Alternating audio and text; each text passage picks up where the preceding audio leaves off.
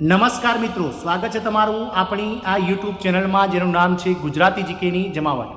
મિત્રો, આપ સૌ જાણો છો તે પ્રમાણે ગત 24 ઓગસ્ટના રોજ પ્રધાનમંત્રીના નિવાસસ્થાને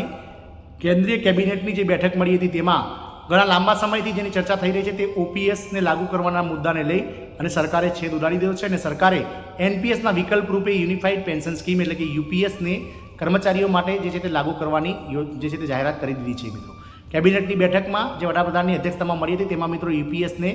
જે રીતે ફાઇનલ મહોર મારી દેવામાં આવી છે અને હવેથી કેન્દ્ર સરકારના 23 લાખ જેટલા કર્મચારીઓ કે જેઓનું કેન્દ્ર સરકારમાં 1 જાન્યુઆરી 2004 પછી સેવામાં જોડાયા છે તેવા 23 લાખ જેટલા કર્મચારીઓને હવેથી ઓપ્શન રૂપે એનપીએસના ઓપ્શનમાં યુપીએસ જે છે તે લાગુ થવા જઈ રહ્યું છે અને આ યુપીએસ સરકાર દ્વારા 1 એપ્રિલ 2025થી લાગુ કરવામાં આવશે.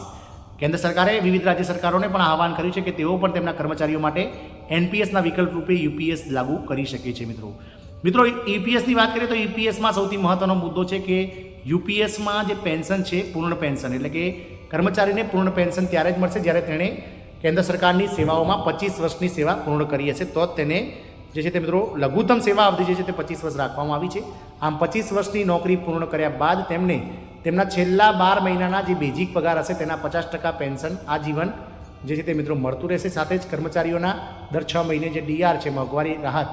જે સરકારના એઆઈસીપીઆઈના આંકડાના આધાર પર વધે છે તે પ્રમાણે મિત્રો ડીઆર વધતું રહેશે, પરંતુ આ જીવન જીવશે ત્યાં સુધી તેઓ ફિક્સ પેન્શન મેળવશે. મિત્રો, આવી યોજના હાલમાં જે બેન્કો એટલે કે ભારતની જેટલી ભારત સરકારના હસ્તગત જેટલી રાષ્ટ્રીયકૃત બેન્કો છે તેમાં મિત્રો હાલમાં આ યુનિફાઈડ પેન્શન સ્કીમ આપણને જોવા મળે છે, કારણ કે બેન્કોમાં જ્યારે કર્મચારી નિવૃત્ત થાય છે ત્યારે તેનું જે બેઝિક જે હોય છે તે આ જીવન જ્યાં સુધી તે જીવે છે ત્યાં સુધી તેનો બેઝિકમાં કોઈ બદલાવ થતો નથી. ફક્ત ને ફક્ત જે ભથ્થાઓ છે તે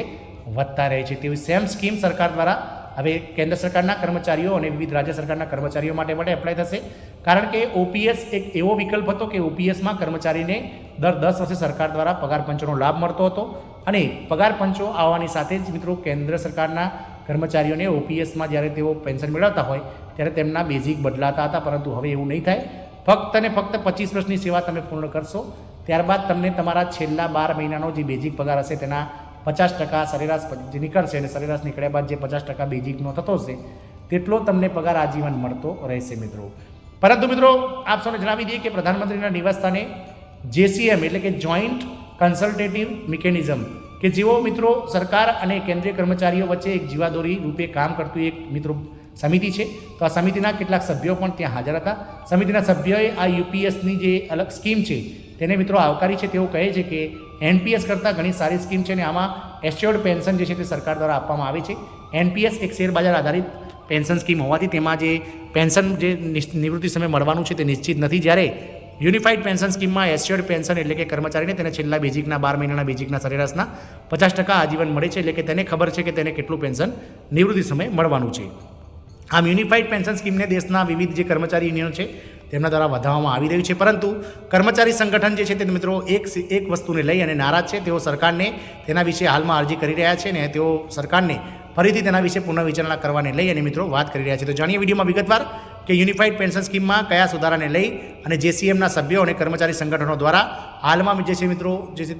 ભલામણો કરવામાં આવી રહી છે. તો વિડીયોના અંત સુધી આપ બન્યા રહો અને જો ચેનલમાં નવા હોય તો અમારી ચેનલને તમે સબસ્ક્રાઇબ કરી બાજુમાં રહેલું બેલ આઇકોન દબાવી નોટિફિકેશન ઓન કરો, જેથી કરીને ચેનલ પર મૂકવામાં આવતા વિવિધ ભરતીઓના નોટિફિકેશન, વિવિધ ભરતીઓના પરિણામ, જીકેના વિડીયો અને સરકારી કર્મચારી પેન્શનર્સ યોજનાઓને લગતા પરિપત્રો સરળતાથી તમને ચેનલના માધ્યમથી ઉપલબ્ધ થઈ જાય. તો યુનિફાઈડ પેન્શન સ્કીમની વાત કરીએ તો કર્મચારીઓનું સંગઠન લઘુત્તમ સેવા અવધિ જે 25 વર્ષ છે તેને ઘટાડીને 20 વર્ષ કરવા માંગે છે. આમ મિત્રો સૌથી મહત્ત્વની માંગ છે કે જો કોઈ કર્મચારી તેના નિવૃત્તિના અંતે 20 વર્ષની નોકરી કરતો હોય તો તેને પણ મિત્રો પૂર્ણ પેન્શન મળવું જોઈએ, તેવું હાલમાં આ કર્મચારી સંગઠન અને જેસીએમના સભ્યો ઈચ્છી રહ્યા છે. કારણ કે ઘણા જે અનામતનો લાભ મેળવનાર કર્મચારી સાથે જ મિત્રો લાંબી ઉંમરે લાગનાર કર્મચારીઓને આમાં નુકસાન છે, કારણ કે સરકાર દ્વારા 25 વર્ષની નોકરી પૂર્ણ કરશે તેને પૂર્ણ પેન્શન, જ્યારે 10 વર્ષ ઓછામાં ઓછું નોકરી કરેલ હોય તેને મિનિમમ પેન્શન આપવામાં આવશે, જ્યારે 11 વર્ષથી લઈ અને 24 વર્ષ સુધી નોકરી કરનાર કર્મચારીઓ માટે એસ્યોર્ડ પેન્શન જે છે તે મિત્રો જે છે તે હાલમાં સરકાર દ્વારા જેના વિશે કોઈ ખુલાસો કરવામાં નથી આવ્યો, જેથી લઈ અને સરકારી કર્મચારી સંગઠનો દ્વારા આ લઘુત્તમ પેન્શન જે યોજના મેળવવા છે તેની લઘુત્તમ અવધિ ઘટાડીને 20 વર્ષ કરવાની માંગ કરવામાં આવી રહી છે. કેન્દ્ર સરકારના કર્મચારી સંગઠનોએ 50% પેન્શન માટે સેવાનો સમય ગાળો ઘટાડીને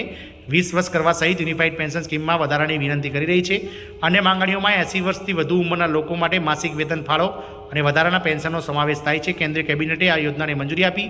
2.3 મિલિયન એટલે કે લગભગ 23 લાખ જેટલા કર્મચારીઓને 25 વર્ષની સેવા પછી ખાતરીપૂર્વક 50% પેન્શન સાથે લાભ આપ્યો છે. કેન્દ્ર સરકારના કર્મચારીઓના સંગઠને યુનિફાઈડ પેન્શન સ્કીમમાં અનેક વધારાની માંગ કરી છે, જેમાં 50% ગેરંટીવાળા પેન્શન માટે લાયક બનવા માટે જરૂરી સેવાનો સમયગાળો 25 વર્ષથી ઘટાડીને 20 વર્ષ કરવાનો જે છે તે મિત્રો વાત કરી છે. જોઈન્ટ કન્સલ્ટેટિવ મશીનરી એટલે કે JCMના લીડર સ્ટાફ સાઇડ એમ રાઘવૈયાએ જણાવ્યું હતું કે આ છૂટછાટ એ લોકો સાથે ન્યાય કરશે જેઓ વિલંબિત ઇન્ડક્શનને કારણે 35 વર્ષની વય પ્રાપ્ત કર્યા પછી સરકારી સેવામાં જોડાય છે અને તેમને UPS હેઠળ ઉન્નત કવરેજ માટે લાયક બનાવશે. કેન્દ્ર સરકારના કર્મચારીઓ માટે અન્ય માંગણીઓમાં તેનો સમાવેશ થાય છે કે નિવૃત્ત થતા કર્મચારીને વ્યાજબી એકમ રકમની ચૂકવણી કરવામાં આવે તે સુનિશ્ચિત કરવા માટે માસિક વેતનનો ચોથો ભાગ જમા કરવામાં આવે અને જે જૂના પેન્શનમાં જેમ કરવામાં આવતો હતો તેમ અને જૂના પેન્શન હેઠળ કેસની જેમ 80 વર્ષની વય વટાવી ચૂકેલા પેન્શનર્સને વધારાનું પેન્શન આપવામાં આવે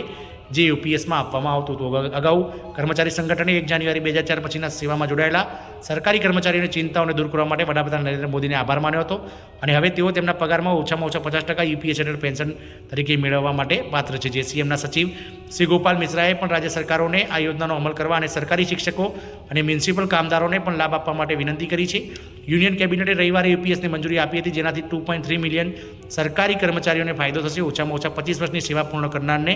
નિવૃત્તિ પહેલાંના 12 મહિનાના જે બેઝિક હશે તેના સરેરાશ મૂળભૂત પગારની અડધા રકમની ખાતરીપૂર્વક રકમ મળવાપાત્ર થશે. આમ મિત્રો સરકારી કર્મચારીના જે મિનિમમ અવધિ છે 25 વર્ષ તેને ઘટાડીને 20 વર્ષ સાથે જ 80 વર્ષની જે ઉંમર થયા બાદ જે પેન્શનમાં વધારો હાલમાં જે સરકાર દ્વારા કરવામાં આવે છે 20% તેમ વધારો કરવામાં આવે તેવી માંગણીઓ હાલમાં JCMના સભ્યો કરી રહ્યા છે. આમ સરકારે હવે UPSનો છેદ ઉડાડી દીધો છે અને હવે JCM અને વિવિધ સરકારી યુનિયનો જે છે તે મિત્રો UPSમાં જ ફેરફારોને લઈ અને સરકાર સામે લડશે તેવું આગામી સમયમાં દેખાઈ રહ્યું છે. જય હિન્દ, અસ્તુ.